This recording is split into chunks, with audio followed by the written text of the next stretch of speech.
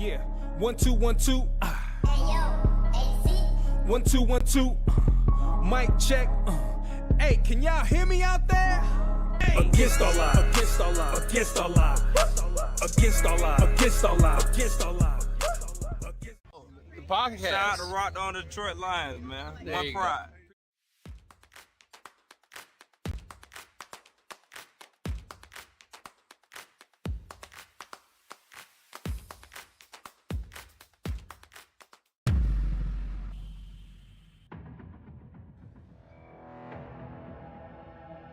Adam Schefter at ESPN says there's 275,000 people. Well, that was some party in downtown Detroit. 775,000 people, shattering the NFL draft attendance record.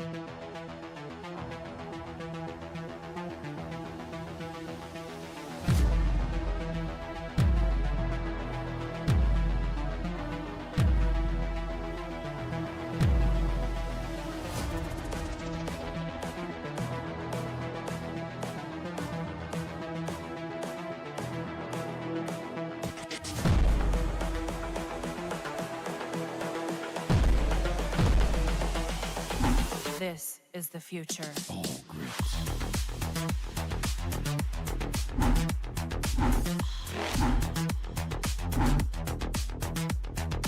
Evolution.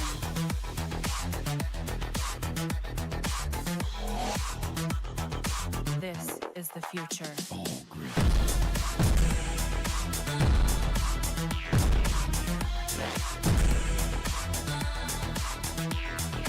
Evolution.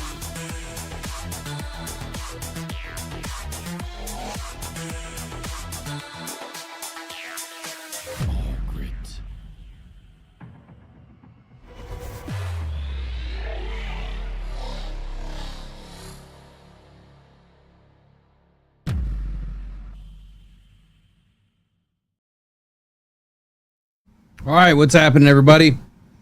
Welcome into the Rockhound Detroit Lions podcast, Off the Cuff. I'll be your host tonight, as usual. My name is Will, and I am 36 minutes late. It's been one of those days. Getting prepared, and as I sat in my seat, the camera decided to go down, so we got the backup camera going. Not sure why. Matter of fact, it still looks all off, but we'll get it fixed later. Anyway, if you noticed tonight's thumbnail, the latest and greatest of the Detroit Lions news, rumors, and everything else. Did you guys notice anything about it at all? I thought it was a pretty amazing thumbnail myself. But did you notice anything? It's blank.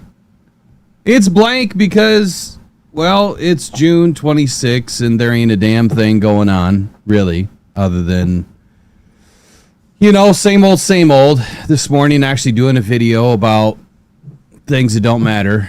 Ogbo and his release by the Cleveland Browns. You know, I'm surprised. I'm very, very surprised that there wasn't a lot more going on in Detroit. And I haven't surfed YouTube at all to see if there was a lot more, videos popping up about it. You know, as it usually goes down in Detroit, that every single player that gets released is good for Detroit. Every player. Doesn't matter who they are, doesn't matter what position they play, they belong in Detroit. So I don't know if I was first or last to put one up today, but the point is not everybody belongs in Detroit, right? They just don't. And for this guy, I mean, could he be a good piece for camp? He could. He absolutely could. I'll call him Double O because I struggle with his name, but Ogbo is he's an interesting prospect. You know, it's unfortunate that he hasn't been able to stick around, but he was a 5th round draft pick. Gosh, 6, 7, about 7 years ago, or I think.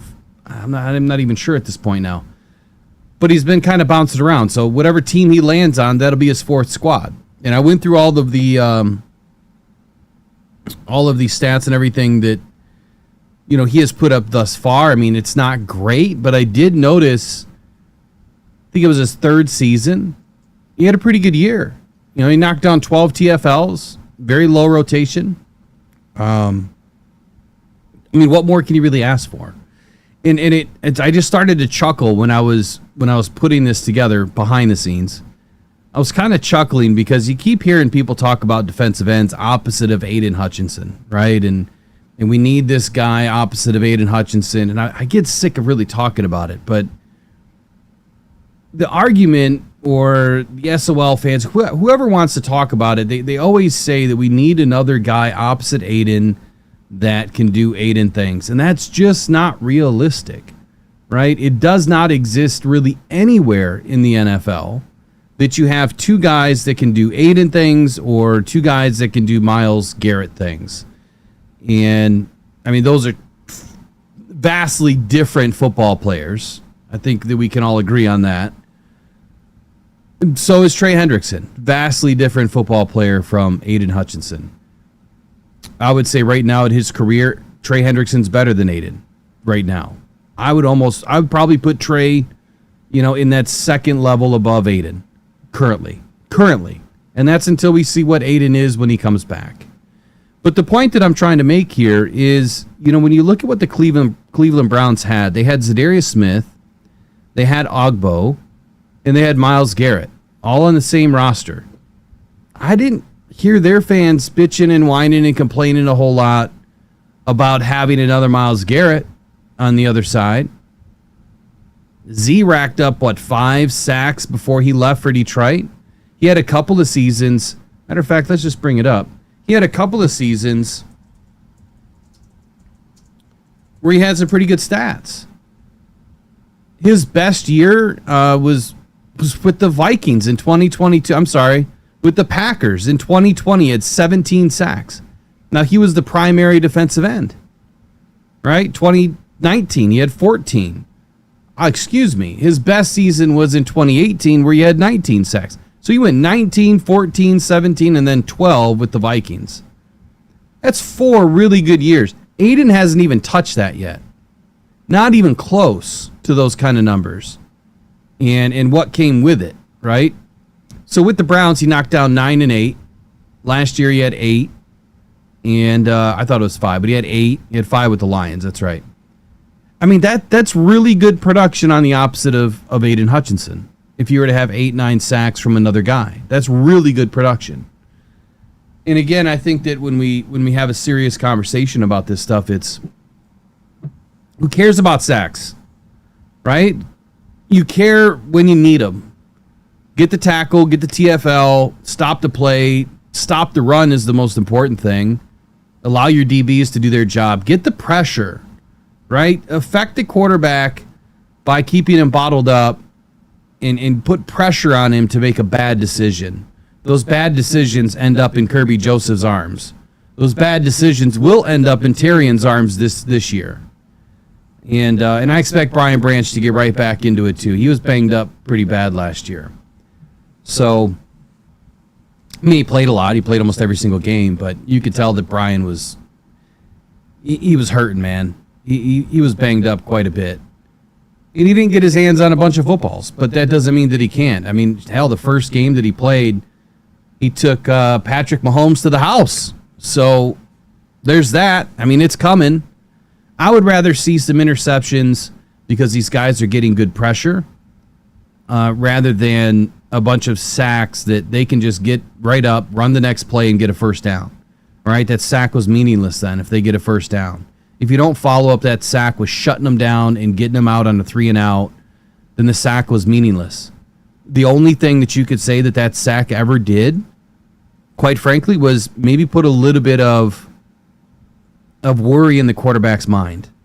You know, maybe it gives them a little bit more of dancer's feet, and they're patting the football. They're thinking a little bit. That's about the only thing that you could say a sack could do. But a true pro, a really good quarterback, don't care, right? He got tackled. He don't care. Jared Goff, how many times has he been hit and how many times has he been sacked? Did he get up and just throw a bunch of interceptions? No. He's never had more than 12 in a season in Detroit. And 5 of them came in one game. And it wasn't because he was getting the crap beat out of him. It was just a bad game. So he had 2 games like that last year. Washington, in the last game of the season, and then Houston. But that was a really bad game. Anyway, Mr. Body's in the house. How you doing? Who else is in the house? We got a light crew tonight. About 30, 40 people in. What do you guys want to talk about? What do you want to talk about? I love Hassanin Mahdi in here. He's saying, let's see all the defense after training camp, and then we'll talk, right? Exactly. I hope everyone stays healthy. I got a question. I was trying to clip one of my old shows from June 10th. It just rang in my head today that I was like, oh yeah, Jair Alexander, he got a contract. It was $6 million. I remember saying back on June 10, that's exactly what he was going to get. I called it spot on. So I clipped it. But where did it go? Does anybody know where the clip is? Because I don't see the clip anywhere. I have no clue where this clip is on YouTube. Like, does it go into a post? Does anybody know where it went? Does it go to a short? No, it's not in the shorts. I have no clue where it went.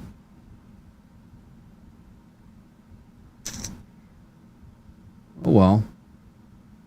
Anyway, I still made a little video out of it and reposted it on Twitter, because the point is this, right? The point is, I mean, you guys understand this takes a lot of hard work, right? It takes Riley knows now. I thought I just saw Riley in the chat. Riley knows how much hard work is involved in this and how much I'm doing behind the scenes to try to get a bunch of good information out there. And there's a big difference between what I do and what other people do.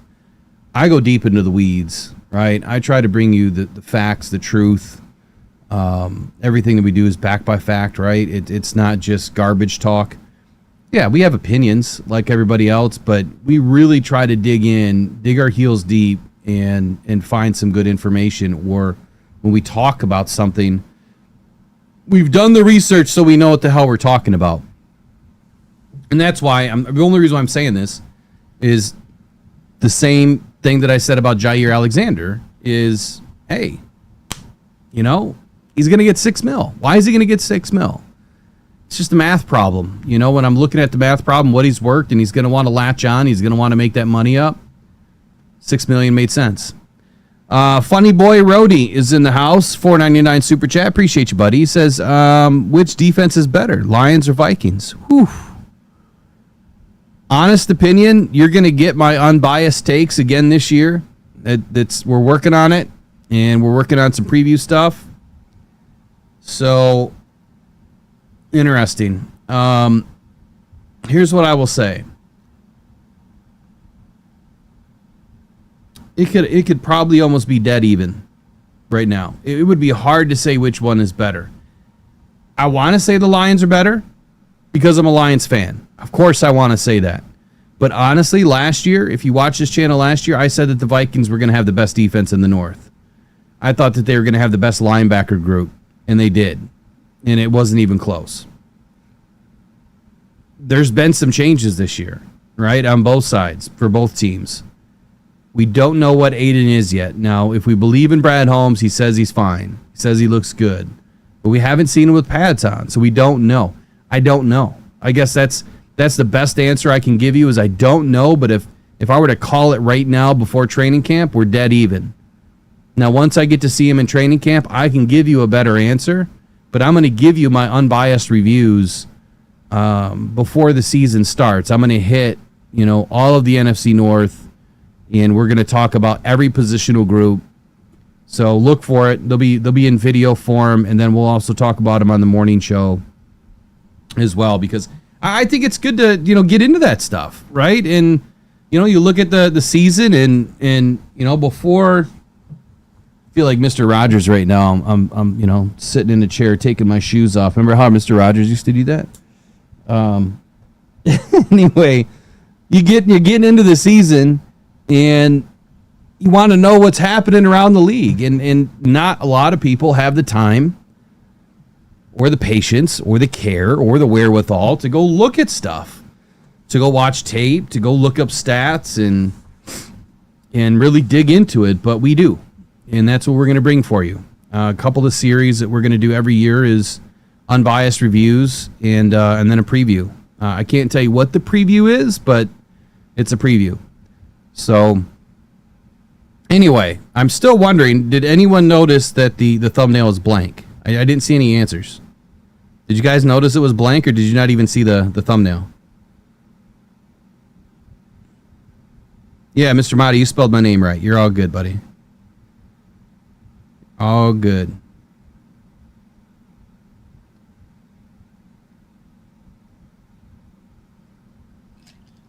I know there's a big delay because I'm doing captions now.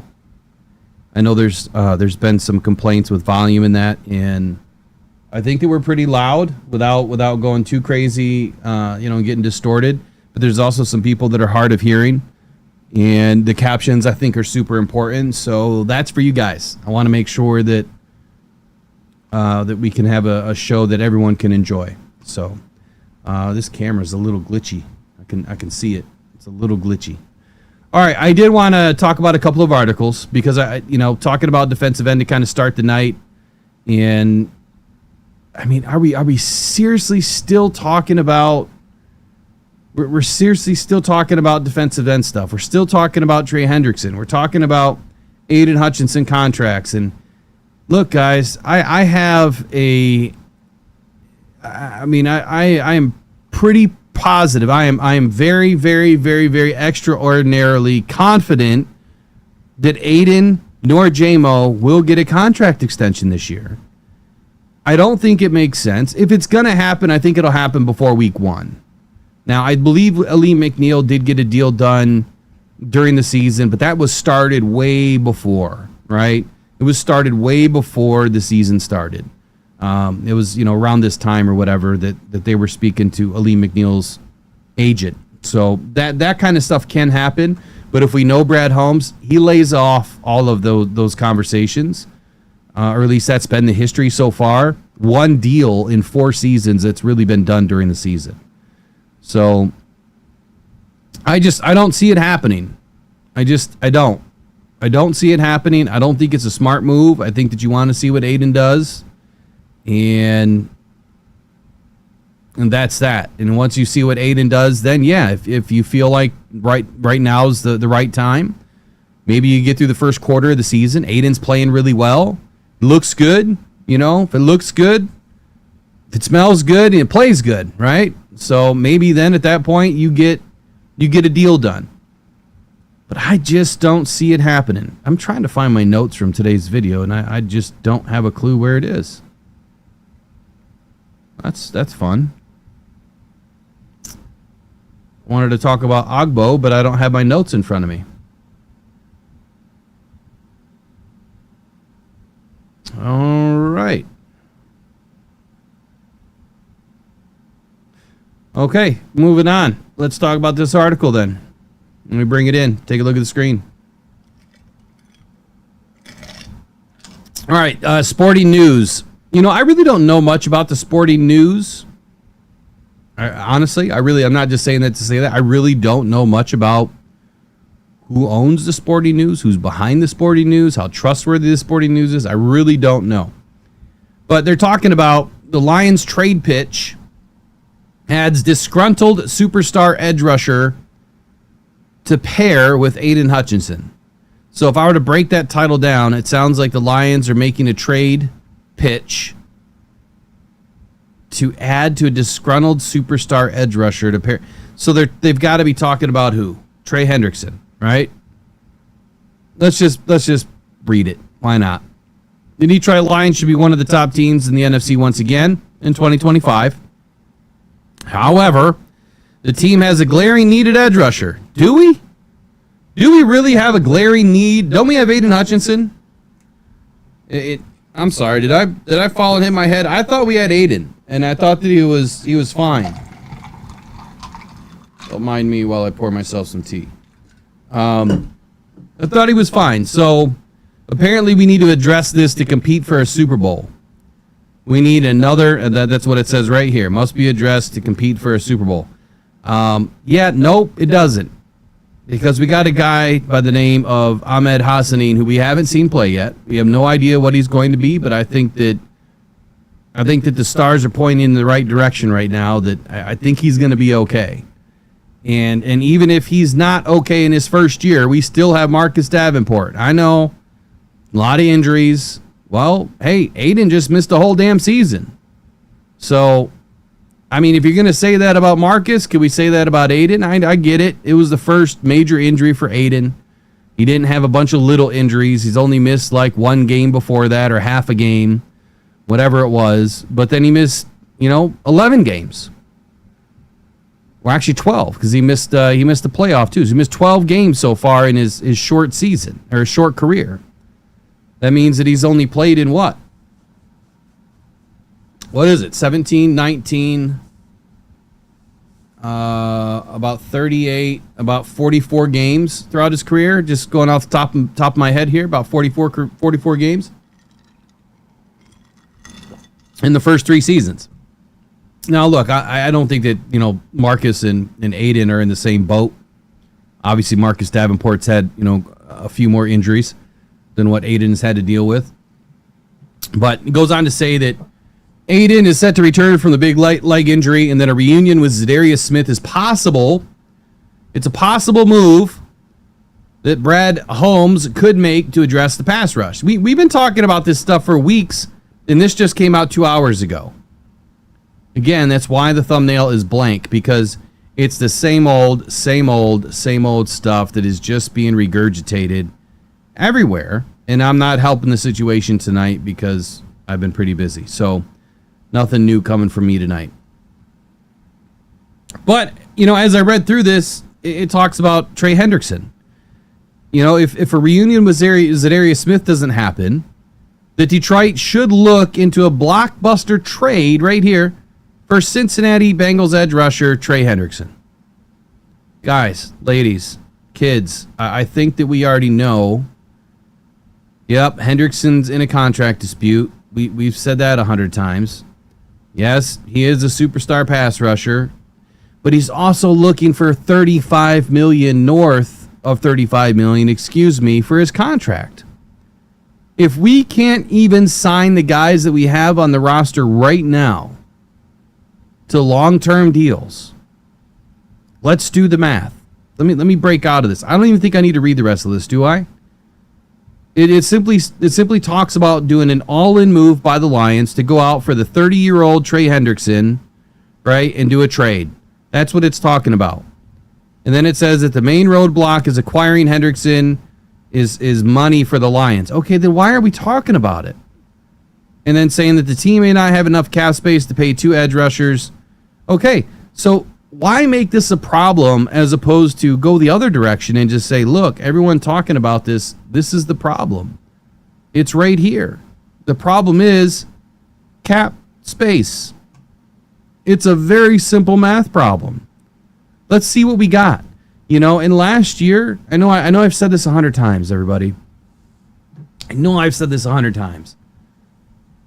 We won off the backs. As a matter of fact, I just said it in the video that Riley and I did, which I thought was kind of a fun video for us to do, which I didn't even tell Riley that I was recording. I just went right into it, kind of caught him off guard. So that was that. I thought it was a pretty good video. A lot of information in there.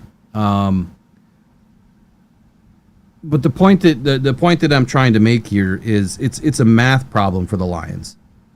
It's a math problem for every team. You just can't have 2 of everything in the NFL. You can't. You could hardly have 1 of everything in the NFL. If we really wanted to do that, if we really wanted to go out and bring a guy in like Trey Hendrickson or Myles Garrett, that move, in my opinion, needed to happen during the trade deadline of 2023. Okay, and I know a lot of people were clamoring for Brad to go out and get an edge rusher in 2023 at the trade deadline. But as Brad said, nobody was available. No one was going to trade those guys. He asked, he was turned down many, many, many times. No one was coming off of their edge rushers. Wasn't going to happen. Same thing in 2024. He was barely able to get Zadarius Smith. And that's only because Zadarius Smith had a bloated contract and he's old for NFL terms, right? Still has some piss and vinegar in him, though. The guy can still play football at a pretty high level. So I guess the point that I'm going to make is it's not going to happen. It's not. Let's do the math problem, okay? Let me grab my phone. Let's do the math problem. Rich, if you're in here tonight, I got your email, by the way. I got you covered. No problem. It's not too late. I'll put the order in. No worries. Let's do the math problem. I'm going to pull up some contracts. So,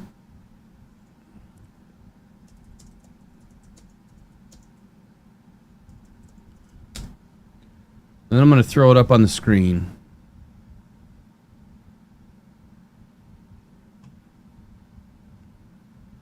So I didn't prepare anything tonight, so it's going to be a little bit of silence here while I do this. Oh, I think that might fit. Let me just throw it up.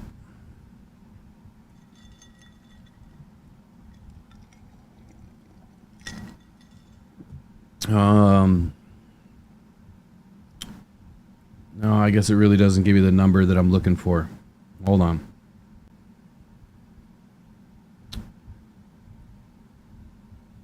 Anyway, what's everybody doing on a Thursday night? Outside of this, what'd you guys do today?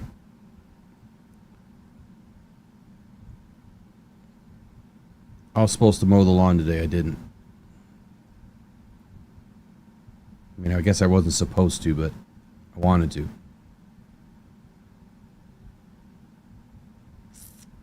Been running a sprinkler for like 6 days straight. Okay, we're getting closer here. All I'm looking for is the average. So I'm just going to blow this up because I just want to see the average and then the player, of course. So there we have it. We have the player and then we got the average at the far right. The reason why I'm bringing this up is I want to do the math problem with what we have on the team now and why it's going to be so difficult to bring these guys in, or why it's going to even be difficult to sign our own guys. So let's start with running back. Okay, average, I'm going to whittle it to top down. So Saquon Barkley, highest paid running back in the league, $20.6 million per year. Okay. Now the Detroit Lions cap,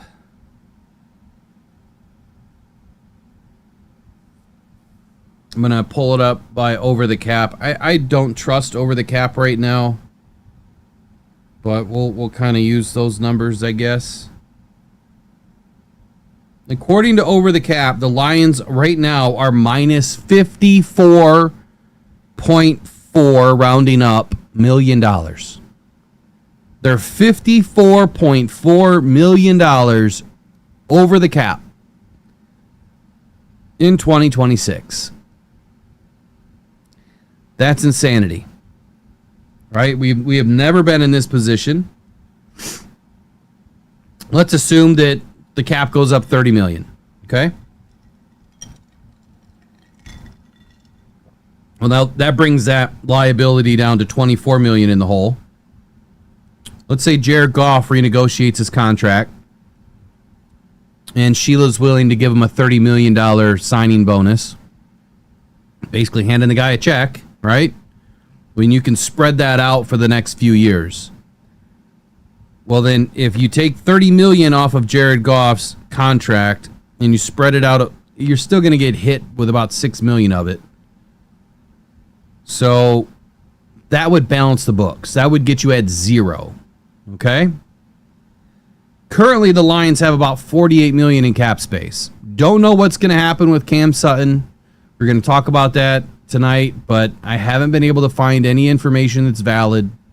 I tried to call the NFLPA. I tried to look up on the website to get some info. I just couldn't find any valid information. Now, I know the Lions are taking some cap hits because I don't think it's resolved yet. I don't even think it's been heard yet as far as like a court case. So that's not settled. I do believe that Frank Ragnow's salary, for whatever reason, has been adjusted on some of these sites.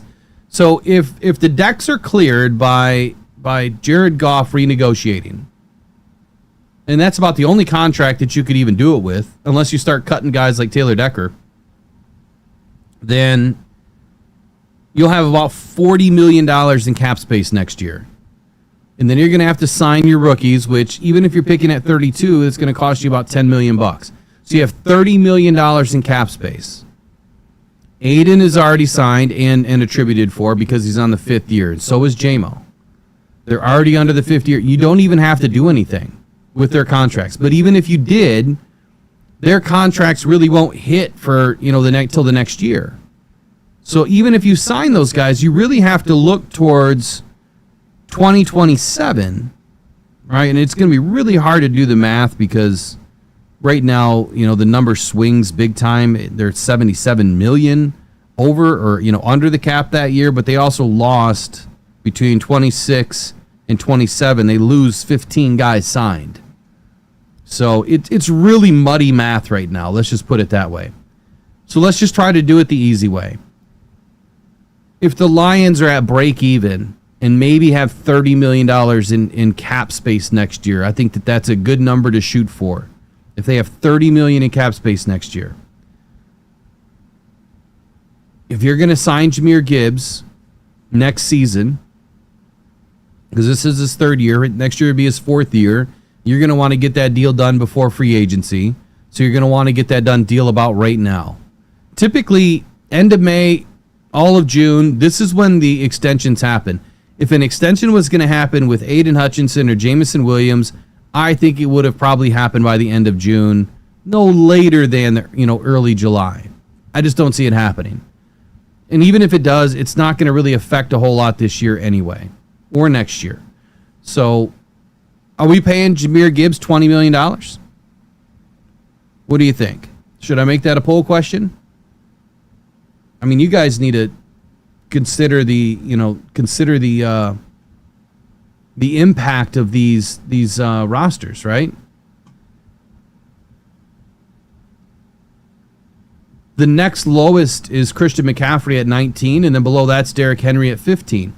So even if you were to put him somewhere between Jonathan Taylor and Saquon Barkley, you're still talking about $18 million. I think Jahmyr Gibbs is probably going to be worth that, but here's the question. Saquon's like the go-to back, right? Christian McCaffrey, when he's healthy, he's the go-to back, meaning more than 50, 60% of the snaps. Derrick Henry, same thing. Jonathan Taylor, same thing. They're not really splitting carries a whole lot. So Gibbs is. Does that reduce his salary by 50%? Does it reduce it by 20%? That's the biggest question.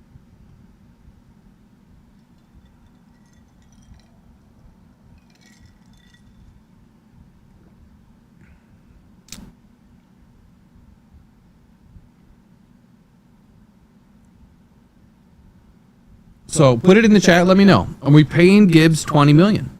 15, 18? You're saying I have an echo, Trace? I didn't know we had an echo this whole time.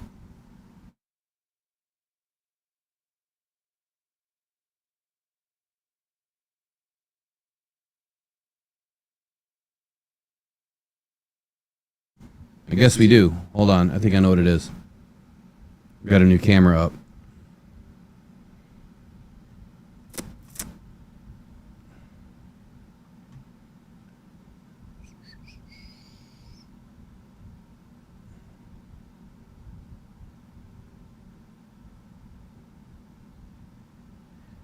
Maybe I don't know what it is. We shouldn't have any echoes, period.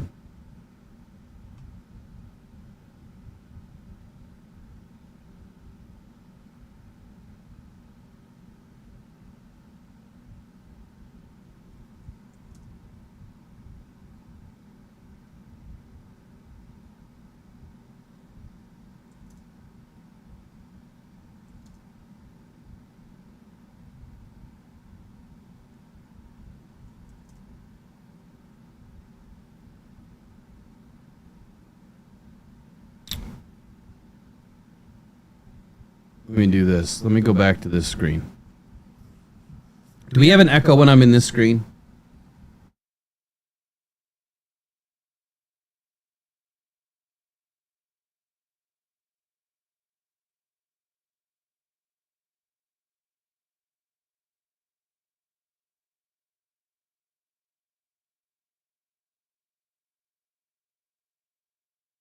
Yeah, I guess we have an echo on that screen too.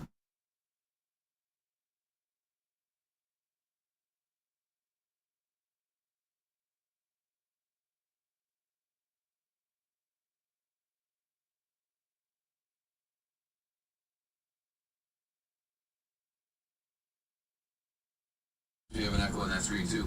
Yeah, I'm not real sure what's going on here. I don't know. That shouldn't be happening. We haven't had that happen in a long time.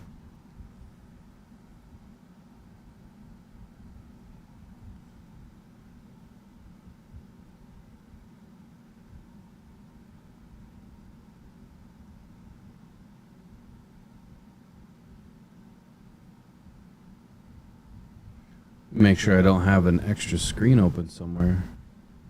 I don't think I do. All right, give me just a second. I'll be right back. See if I can't fix it in 2 minutes. Be right back.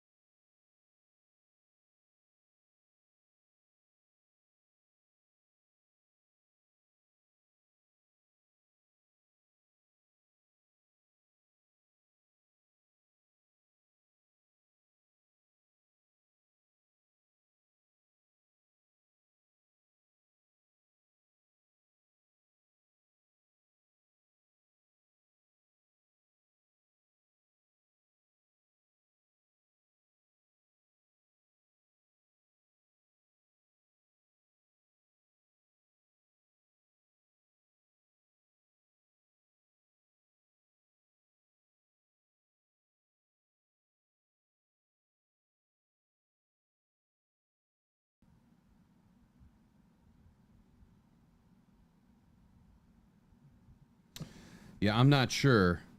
I'm not sure what's going on, but it is what it is.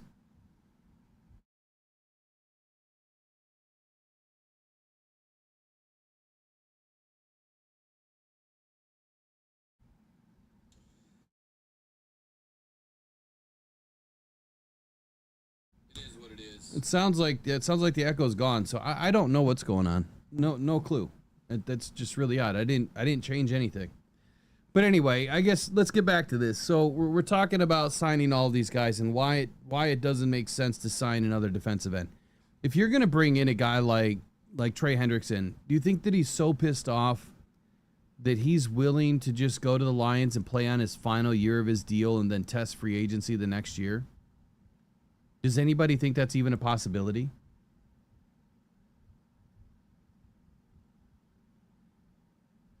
Because I don't think it's a possibility. I really don't. I think that Trey wants a deal, and if he doesn't get a deal, then he's probably going to push to be traded again. But I think it is so far late in the process that he's, the Bengals aren't going to get anything. Teams know. I mean, they know right now that they've got the upper hand. Big time. They have the upper hand. They're not going to offer them two first-round picks again like they did, last year. So, here's a simple math. And, again, it's muddy math because we just don't know how the contracts are going to hit. If Jahmyr Gibbs gets $18 million, okay? Next up is we'll do Jameson Williams. So I'm gonna give him Jahmyr 18. Let's go to the wide receivers. Obviously, I don't believe that J-Mo's going to get top tier money. I don't think he's a number one wide receiver. At least not yet. And he's definitely not on the Lions. So I don't think the Lions would even come close to paying him top tier money. I think that if you're going to do anything, it's going to be closer to T. Higgins money, which is down here. That's $28.75 million. But then again, I think that's way too much money. I think if the Lions were to offer him closer to Terry McLaurin money, 22.78, $22 million a year. I mean, I think that's as far out as you're going to really be able to go. I think that it's too rich. So we'll call it 22 for J-Mo. All right, so we'll add 22 to the pot here. Who else do we have? Let's do Jack Campbell. Let's take a look at some linebackers. And we will do... we'll do inside linebackers. Here we go. I don't know why the average... why the screen's moving on me. Hold on. Gotta love technical difficulties this week. By the way, I'm off tomorrow morning. I'll do something probably tomorrow night.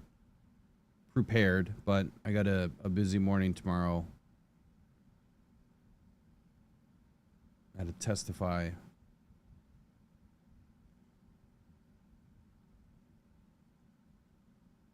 And then I'll be back. It's not for me. It's nothing to do with me. All right, here we go.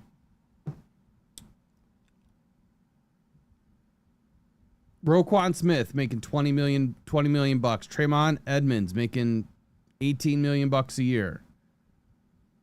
Let's get this average right here. 21, Fred Warner, Roquan Smith, 20, 18 to Tremont, Zach Bond making 17, Jamie Sherwood making 15. Man, I am still disappointed the Lions didn't pick up Jamie Sherwood this year. If Alex Anzalone was going to be a problem, if they even thought for 1 minute that there was going to be a problem with Alex, I would have loved to have seen him go out and get another vet. Even though he's only been in the league for like 4 seasons, I would have loved to seen him go out and do something like that, but it didn't happen. I think Jamie Sherwood is going to have a hell of a career for the Jets playing under Aaron Glenn. So where does Jack Campbell fall? You know, he was a top 10 quarterback last year, or top 10 linebacker last year. Top 10.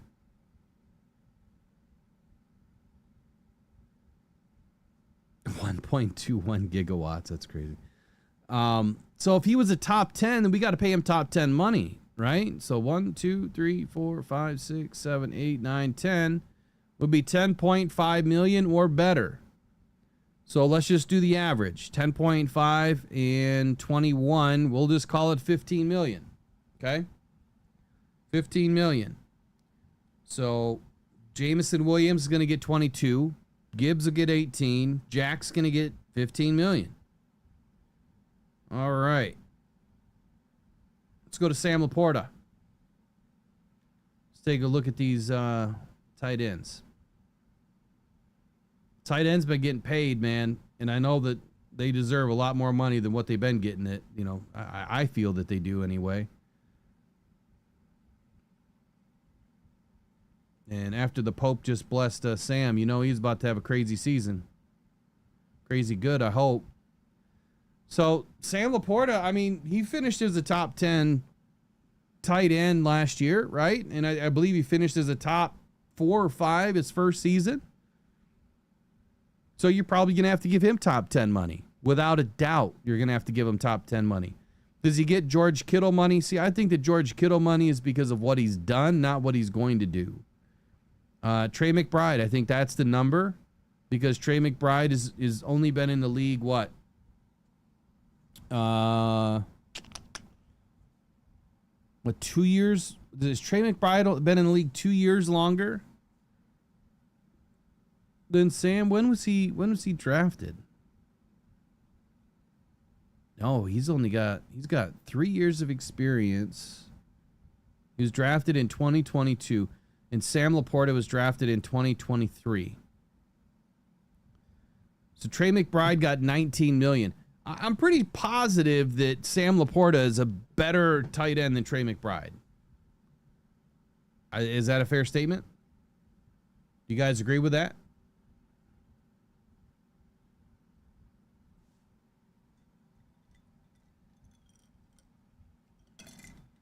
Let's see. Todd Boudry says, the problem is we still have money available.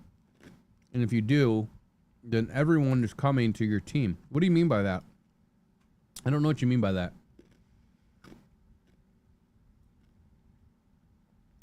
Brett says, Anzalone has been better for Detroit than Trayvon Edmonds. Dude, by far, Alex has been better than Trayvon Edmonds.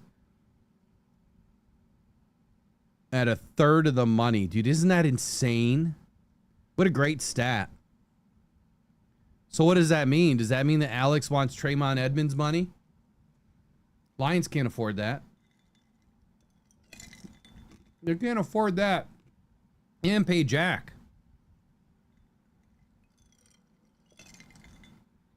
Oh my God.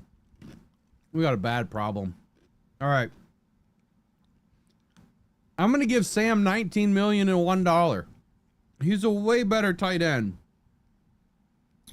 We'll call it 19 though, just for sake of numbers. He's a way better tight end than Trey McBride. All right, so that's J-Mo, Jameson, Jack, and Sam. Who am I missing? I know we got Aiden to do. Oh, Branch. Here we go. Safety. Goodness. Big money out there in safety land. Kirby Joseph just got $21.5 million. Now, I mean, I'll say this. Branch hasn't had the season that Kirby's had yet.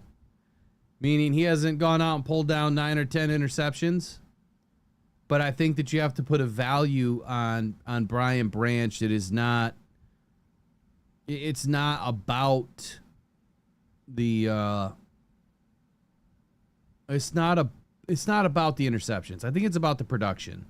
Right? I think it's about his value to the team. It's about how smart he is as a football player and how he elevates the room around him. He elevates, everybody around him on the field. Guy's always in the right spot at the right time. Always. I rarely have ever seen Brian Branch screw up. The thing that's nuts to me is that Brad was able to get Kirby Joseph to sign an $86 million contract with only 25% of it guaranteed. That's crazy to me. That only $24 million was guaranteed.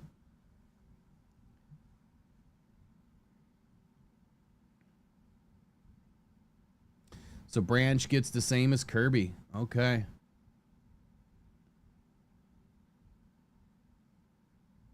Moosey the Staggy says I'm underestimating McBride. I'm just saying that I think that Sam's better. That's all. I think he's much better. Darius Smith says, does it matter that Sam already missed some games? Nah, I don't think so. I mean, he got his knee crushed. I mean, just absolutely crushed. I mean, look what he did in 23. That guy got his knee blown in, and he went out and played on it. To me, that's like, man, you got to give that dude a hug for what he did. You know what I mean? Like that's the kind of stuff that makes you want to cry because the dude is putting everything out there for that team. And that's how much he means. That's why Dan Campbell cries so much, because he knows how much these guys fight for him. So Kirby and Branch are going to make the same kind of money. So, I'm just going to give him $20 million. I'm going to give him 20. I'm not saying he's not worth 21.5, Brent, but I'm going to give him 20 just because.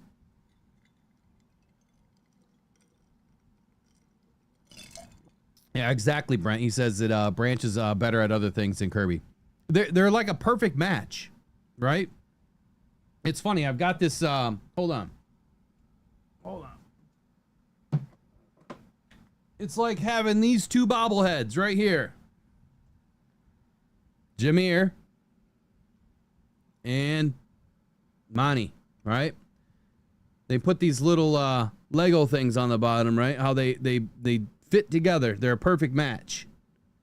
You see that? They fit together. Sonic and Knuckles.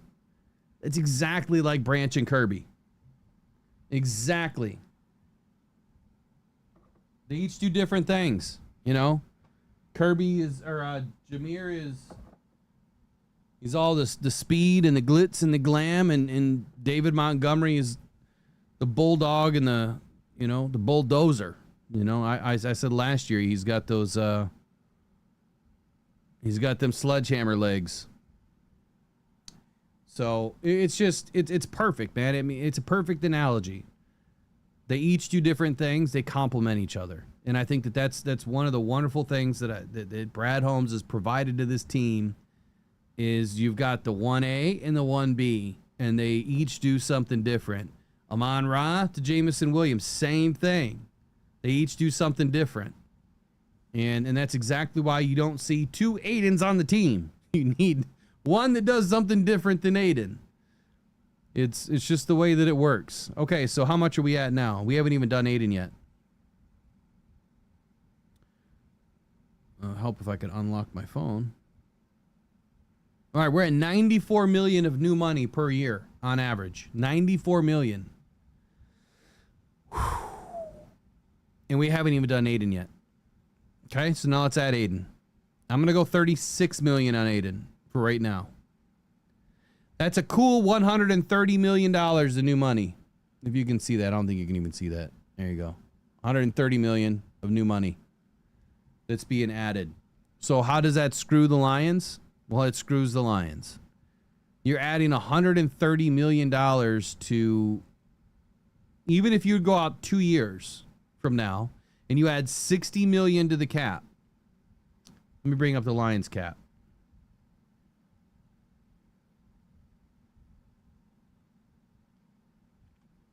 Now I know that they can screw with these contracts and make them all kind of jive, so to speak. Let's go out to 2027. Now we only have 33 guys signed, so that's a problem. So you're gonna have to spend some money, but they have 95 million in cap space, and it's 2025 right now, and we just added $130 million to that number.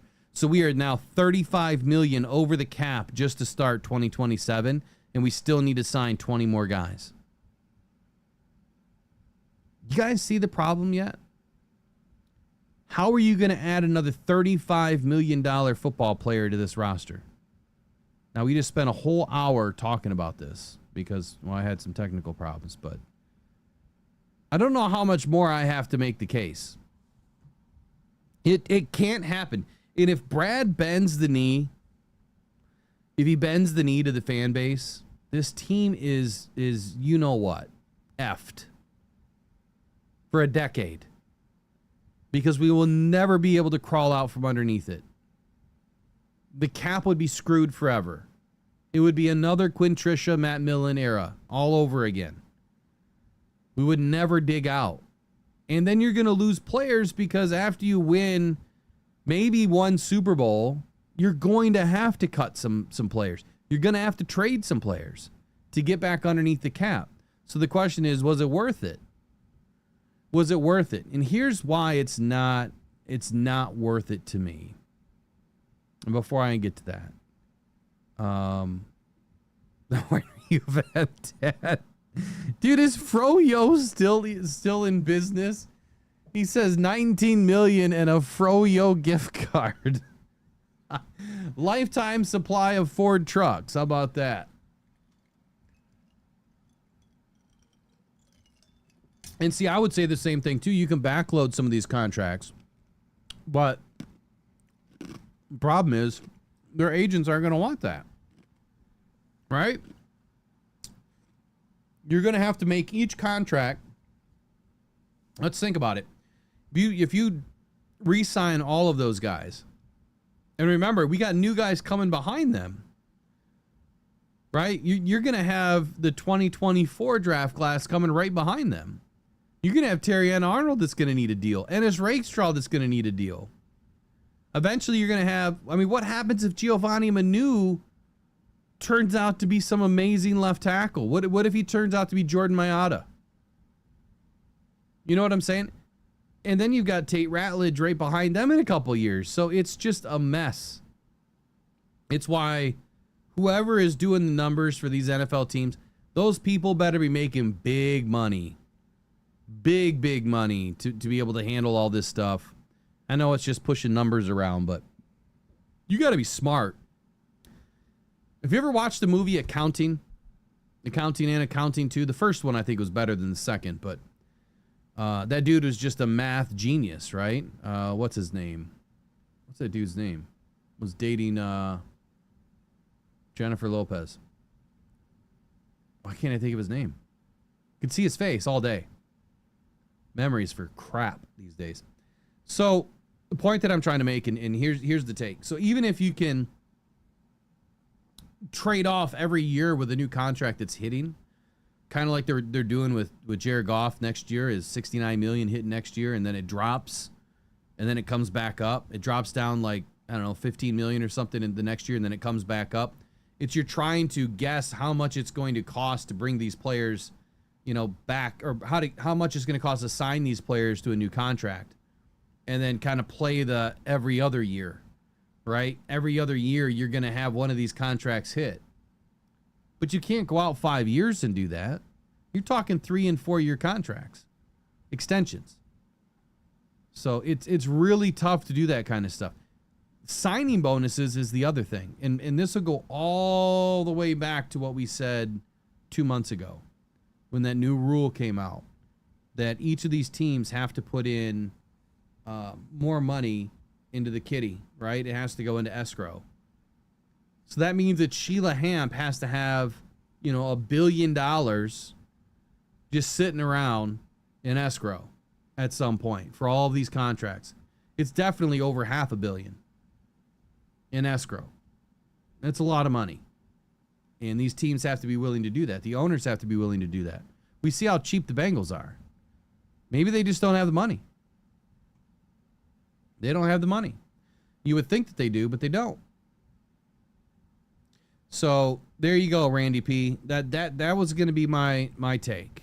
And it's exactly what I said about Kirby. Now I'm glad Kirby's around, right? If he went back and listened to some of my videos or my conversations about him, he probably wouldn't like me a whole lot. But it's a conversation. It's just having an intelligent conversation. If I were a GM in a sticky situation where I had to get 6 or 7 guys that are really good, and let's say they stay healthy and they stay really good and get better and get them signed to extensions, and you've got one like Kirby that just, you know, locked down, was it 10 or 9 interceptions last year? That ether's high, right? That's a sales term. Ether's high. You sell when the ether's high, right? Just right now, you sell your house right now, and when it all goes to shit here in about a year or less, then you go rebuy. You know, that land that you're looking at that might cost $200K, you might be able to scoop it up for 75. You know, whatever the numbers were a few years ago. So it's the same thing with this, man. You got to sell high, buy low. Buy low is the draft. That's as low as it gets. You're buying in the draft. You know, that A stock just rolled off and you can buy in. Same thing with Kirby Joseph. I'm like, man, if someone is going to offer you a first round draft pick and maybe a fourth or 2 seconds, I probably would have done it. And I'm not saying that I don't love Kirby, and I'm not saying that he's not a good football player, but I would have been looking at the situation long term and saying, I can't keep all the guys. And does that mean that I have to get rid of Branch now that I've re-signed Kirby? I'd rather have had the draft picks so that, and especially if I would have got a first rounder or a couple of seconds that I would have been able to trade for a first rounder. Because then you get another first round draft pick that, you know, contract is cheap. The problem is you don't know what you don't know. And that's what Brad says too. You know that Kirby's good. Yeah, he makes mistakes. They all do. But you don't know if that first round draft pick that you're going to get next year's draft is going to work. No clue. No clue. That's the gamble, man. That's the NFL in a nutshell, right? It's all a gamble. I think that if the NFL were to widen the gap on this salary cap problem, then you won't have this problem. And I think that it's unfair. I mean, I think it's part of the game too that makes it the game that, you know, these problems exist. But I think that if they were to widen the gap a little bit on the salary cap and make it fair that the teams that selected these guys, the teams that, saw that these guys were going to be good football players, shouldn't have to lose them over money. It shouldn't have to lose them. And then maybe they also extend the salary cap, but then they put limits, they put caps on positions. And it gets revisited, every couple of years or every year or whatever. But you have to put a cap on it. You have to have a max contract. And if you have a max contract, then they're fully guaranteed. And I think that you won't see, 40, 50, $70 million deals anymore for quarterbacks. You'll see 30 million fully guaranteed. You'll see 35, 40 million maybe fully guaranteed. That's what you'll see. And I think that could probably help the NFL with the problem that they have right now. All right, question from Orner UVM Dad says, Ben Affleck, thank you. Says, do you think it's smart to trade Kirby or Branch? Type of player for a handful of draft picks. Need those cheap rookie contracts. Man, that's the hard question, right? Let me put it to you this way. I don't want to go up against either one of them if I'm Brad Holmes or Dan Campbell. I don't want to. I definitely wouldn't trade them in the division, but I would never want to have to go up against those guys because Branch is so good. And Kirby's just a ball hawk. You can't make mistakes. But I think it does take Kirby, and I think it does take Aiden, and I think it does take Aleem, and I think it does take Jack. I think it takes all of these guys to allow Kirby to do what he did. Without all of those guys, it doesn't happen. However, as we watch the season kind of go on, Kirby was still effective. He was still pulling down interceptions. His confidence was so high, it didn't matter who was in front of him. He started to sell out and go after the ball. And that confidence kept rising and rising and rising. So I think that we'll see even more out of Kirby, this year as guys get healthy. Willie Beeman, I was late to the party too, man. We started about a half hour, 40 minutes late. Moosey the Staggy says we better get used to very good players leaving. Only blue chip studs are getting the max deals. The top teams make difficult decisions to let players walk every year. Yeah, they do. It's an unfortunate side to this business. Jack says this is a moment that makes me wonder why Brad traded the third round picks that would help keep us under the salary cap. Okay. All right, let's think about that for a moment, Jack. That's a good point. You're talking about the Isaac Tesla deal, right? She's made a ton of trades, but if you're talking about the Isaac Tesla deal, here's how I look at it. When we made the pick, I was confused because I didn't fully think about the value of the picks. So you just got two extra third round picks because one of your coaches goes on to be a head coach. So you got free picks. They didn't cost you anything. They're free. That lowers the value. It lowers the value to other teams too. A future draft pick is only worth about 60% of its normal value. Right? And because it's discounted, again, because it's a future pick. And it's a compensatory. So you kind of getting the double whammy there. You're losing about 70% of the value overall. One, because it's a future, and two, it's a compensatory. It's like a fourth round pick. You have to look at it that way, I think. I think you really traded away a third and a fourth. I don't think that we can call a compensatory pick at the end of the third a third round pick.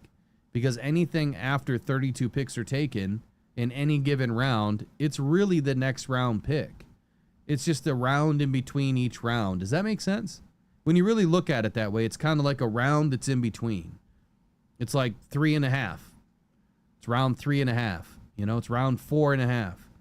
So I don't look at it that way. And I think that the value on Tesla, we just don't know what it is yet because we haven't seen him play. But if he turns out to be Tim Patrick-esque, that he doesn't drop footballs, is, you know, he's definitely got good feet. He's really fast. He's got the size. I think that if he can be a complement to what we already have in that room, I don't think that we wasted the pick there because we got good value and his contract is really low. And so if you're thinking, or if I'm thinking, Amon-Ra's going to stick around, but J-Mo's going to go, then Tesla was a good pick because we're going to get something back for J-Mo. We'll get a lot back for Amon-Ra, but I don't think Amon-Ra is going to be going anywhere anytime soon. At least not till his next contract. So J-Mo to me, I think, is the one that could be on the block at some point. And I'm not saying I want it because I'm not a J-Mo hater. It's just you can't keep everybody. And when you look at everybody around the room right now, they've already kind of backfilled J-Mo's spot with Tesla. Totally different football players. Not even close as far as speed. But I think that, you know, guys like Amon-Ra St. Brown and others have proven you don't need breakneck speed to be successful. And you don't need breakneck speed to just take the top off of defense either. Khalif Raymond can take a top off of defense. And he's 5'8" or 5'7".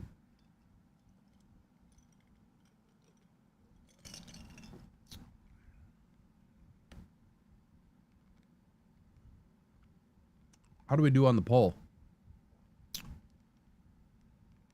93%. All right, pretty good.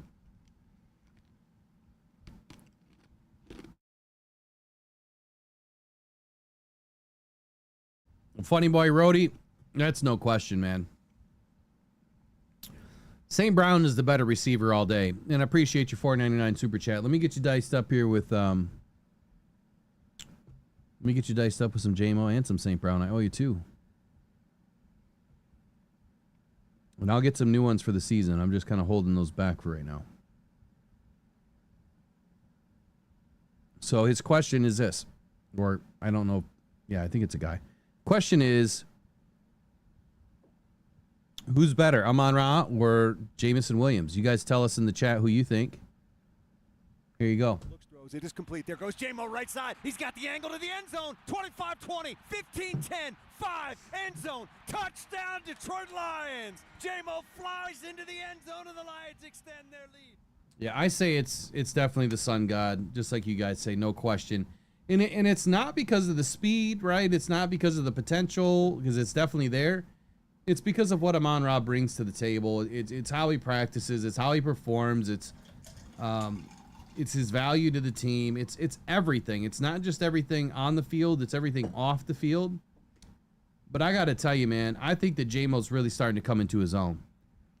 I think that he's going to be really good this year. He was really good last year. But I think that he's starting to come into his own. From the clips that I've seen so far, and that was a funny one, by the way. Let me get that thing queued up. Where they were doing that blind, feeling things in the box today.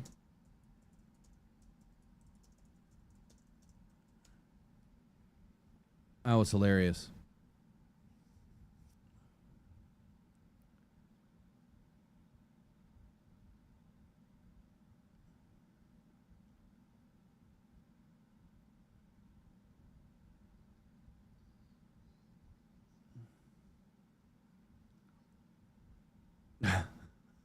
These guys are nuts. Anyway, yeah, I just kind of lost my whole train of thought there because I pivoted to this. I want to watch this with you guys. And then I got to get rolling. I got to get ready for the morning.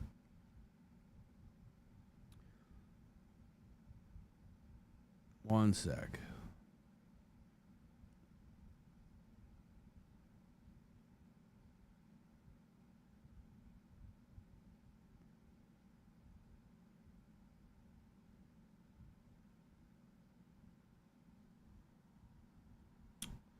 I can't tell where it's at.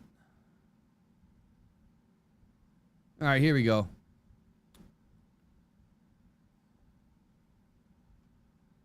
Wait, I gotta pull something off the screen. One sec. Why is that doing that? That is so weird.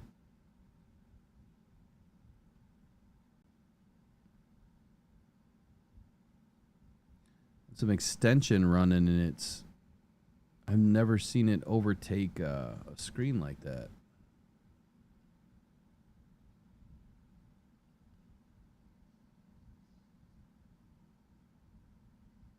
And it's probably going to get hit because of the music in it, but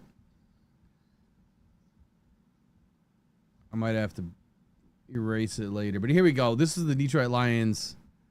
Earlier, they released this video where these guys are having some fun doing a mystery box. Let's roll into it. Check out the screen.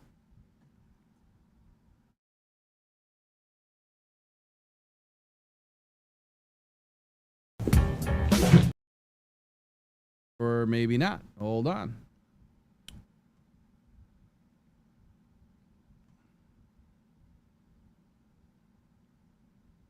Where is it? Oh, here it is. There we go.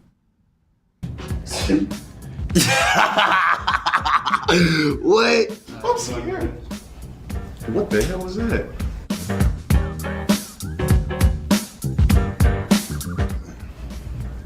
Whoa. Whoa. Cactus. It's not a cactus. Is it a porcupine? Pineapple? Ah, you put it right by my head. Oh, that's a pineapple. For sure. No, touch it, touch it, touch it. Pineapple. This is where SpongeBob live right here. Who lives in a pineapple under the sea? Pineapple. Oh, felt like cactus. This is a pineapple? Oh, we got fresh produce in here. I don't know, bro. It's an animal. That's it, standing up. It's a lion. Well, that's a lion. What's a lion? Yeah, I can feel the name. It's a lion. I know it is. Xbox. Oh, wait, hold on. PS2? Nintendo 64 controller. Nintendo 64 type thing? Yeah. Oh, I know what this is. Nintendo 64 controller. Game Boy? Shoot, hold on. A controller. Nintendo. Got an analog stick. Just one of them, though. This is an N64 controller. See, this is what I'm trying to say. See, I'm already ready. You feel that? I'm hitting the boom right there with the out of that. That's the N64 right there, no. What is this? Nintendo 64? Nintendo? Nintendo 63? What was that? Nah, that moved. 2 horns. Is it a dragon? Is it a unicorn? It is a unicorn. Is it a unicorn? It's a llama. Alpaca. I don't know. A goat, okay. 4-legged creature. A goat? Is it a dragon? Jeez. Is it a goat? I don't know. It's a goat. A goat? Okay. Like a goat. Oh, goat. Goat. Oh, man. What? Come on, dog. It's a goat. Let's go. It's LeBron James. Oh. Is it like Kirby? Is it? Yeah, it is. Is this Pac-Man? Kirby? That's easy. Come on now. Is it gonna be like Kirby or something? Is it Kirby? Yeah, it is Kirby. Animated creature. I'm gonna say this is Kirby. I'm cold. I know what this is. What? It's me. It's this guy. Kirby. Nah, look. What was it? Spider. Toy Spider? It's real. Yeah, alright. Is that a fake spider? Ooh, that's a spider or something. That's you? I feel like it's moving. Yeah, touch it. Nah, hell nah. Move right now. You got it. Moving. It's a spider. That's what it is.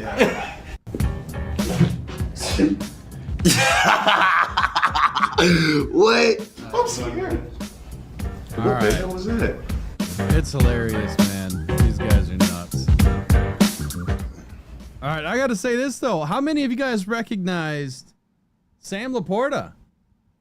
He's looking big. He's looking a lot thicker this year. I don't know if his wife's already got him eating or what, but he definitely looks a little bit bigger. than he has in years past at this time of the season. His arms looked a little bit bigger. J-Mo's laugh is infectious, man. That guy's hilarious. I would have never guessed a Nintendo 64 controller because I didn't really play it. I mean, I guess I played Mario Kart back in the day, but I really didn't play a whole lot of that. I was into other things, but like sports. So no time to play games. Anyway, good stuff, fun stuff. I'm glad you guys were able to jump in with me tonight. Appreciate you guys subscribing and liking to the channel. And if you haven't yet, please do. Please give us a subscription. Pass it along to a friend. Become a member if you feel so inclined to support the channel. And you also get the first shot at training camp tickets. Just in case you don't get them, you know who will have them. Because we'll have plenty of them this year. Anyway, good times. We'll see you guys. I'm going to do something tomorrow. I'm just not sure what time. I'm not sure what time I'm going to be home. And then I got a long weekend. So I assume next week we'll be off and running. I think Eric's back on Monday next week. I'm not real sure. I think he is. But we'll see what happens on Monday. I'll have to reach out to him over the weekend. Anyway, you guys have a great Thursday night. And then we'll see you guys at some point tomorrow. So, interesting combo, man. What are the Lions going to do? Can they afford them all? I don't think they can. I really don't think so. But Brad's going to make a miracle happen.